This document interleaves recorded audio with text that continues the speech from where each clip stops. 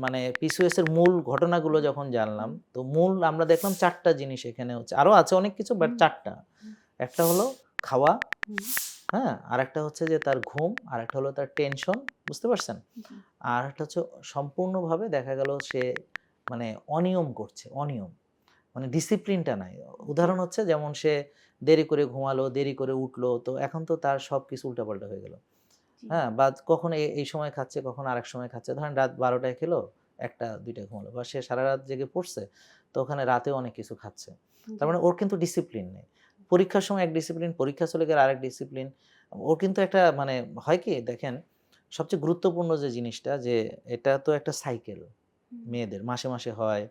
হ্যাঁ? সাধারণত মাসে, মাসে জি, হয়। ৩-৪ দিন ৫ দিন এরকম থাকে। জি, একটা সাইকেল। এটা একটা ডিসিপ্লিন না? জি, এবং মজার ব্যাপার হচ্ছে এই ডিসিপ্লিন যাদের, লাইফস্টাইলের ডিসিপ্লিন যাদের ঠিক থাকে না, সার্কাডিয়ান রিদম ঠিক থাকে না, কখন ঘুমাবে, কখন উঠবে, এ ধরনের কোনো কিছু ঠিক থাকে না। তো এখন আপনি বলেন যে ওর হরমোন কি করে ঠিক থাকবে? আর ওর এই একটা পিরিয়ড যেটা পিরিয়ডিক্যালি হওয়ার কথা, সেইটা তো ইরেগুলার হবে স্বাভাবিক, তাই না? জি, বা হবেই না, এই তো? হুম, তাহলে এটার সঙ্গে সবচেয়ে গুরুত্বপূর্ণ হলো সার্কাডিয়ান রিদম। এখন সার্কাডিয়ান রিদম সম্পর্কে প্রিয় দর্শক সহজ কথায় বললে, তো সার্কাডিয়ান রিদমটা হলো সাইকেল।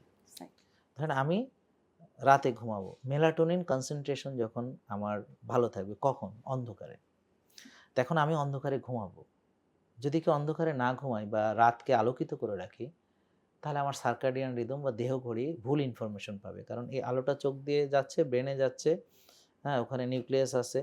আ মানে সুপ্রাকিয়াসমেটিক নিউক্লিয়াস।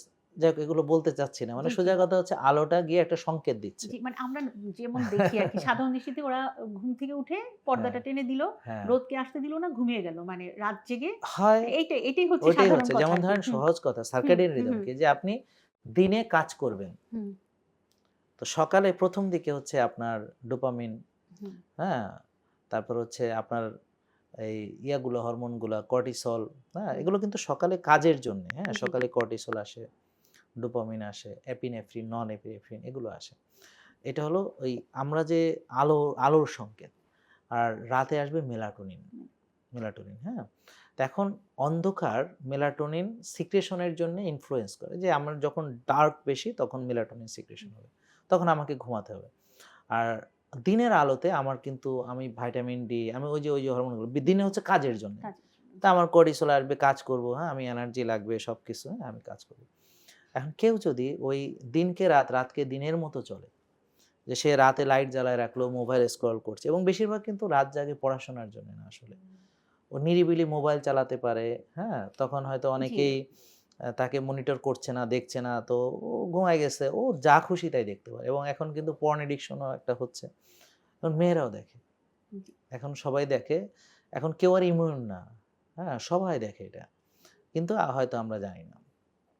তো আ বা ভিডিও গেমস অ্যাডিকশন হতে পারে, বা হয়তো মানে ফ্রেন্ডের সাথে চ্যাট করছে, হ্যাঁ? রাতে। কিন্তু ওই পড়ার ছুতোয় কিন্তু সে আসলে খুব কমই পড়ে। জি, সাধারণত তারা অন্য কাজ বেশি করে। তো মোবাইল থাকবেই সাথে, অথবা ল্যাপটপ বা কিছু একটা তার চোখের সামনে। তো এই যে এইটা হচ্ছে তার স্ক্রিন। সার্কাডিয়ান রিদম, অর্থাৎ দেহঘড়িটাকে ধ্বংস করে ফেলে।